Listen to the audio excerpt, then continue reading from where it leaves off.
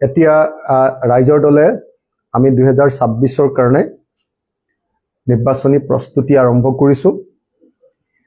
মই বাৰম্বাৰ কৈ আছোঁ যে 20ৰ পৰা 25খন আসন ল'বৰ কাৰণে এবাৰ যাতে বিধানসভাত আমাৰ আসন হয় তাৰ কাৰণে যিমান প্ৰচেষ্টা কৰিব লাগে সকলো প্ৰচেষ্টা কৰি আছোঁ। যদি মিত্ৰতা কৰোঁ তেতিয়া 25খন 20খন আপোনালোকে যেটো কৈছো, কিন্তু যদি মিত্ৰতা নকৰোঁ তেতিয়াহ'লে ডেফিনেটলি 126খন নহয় জানো।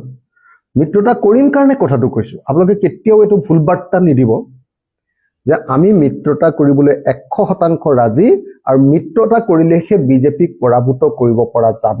এই কথাটো প্ৰত্যেকজন অসমীয়া মানুহে বুজি উঠাটো দৰকাৰ। আৰু সেইটো অকল ৰাইজৰ দলে বুজিলে নহ'ব, কংগ্ৰেছ দল আৰু অন্যান্য ডাঙৰ ডাঙৰ যিমানবিলাক ৰাজনৈতিক দল আছে আটাইবিলাক বিৰোধী দলে বুজি উঠিব লাগে। আমাৰ কথা বাৰ্তা চলি আছে আমাৰ দলবিলাকৰ মাজত। এবাৰ আপোনালোকক সন্মুখত বুজাই কথা বাৰ্তা নহয় আৰু এনে আপোনালোকে ডাঙৰ কৰি দিয়ে সৰু কথাটো।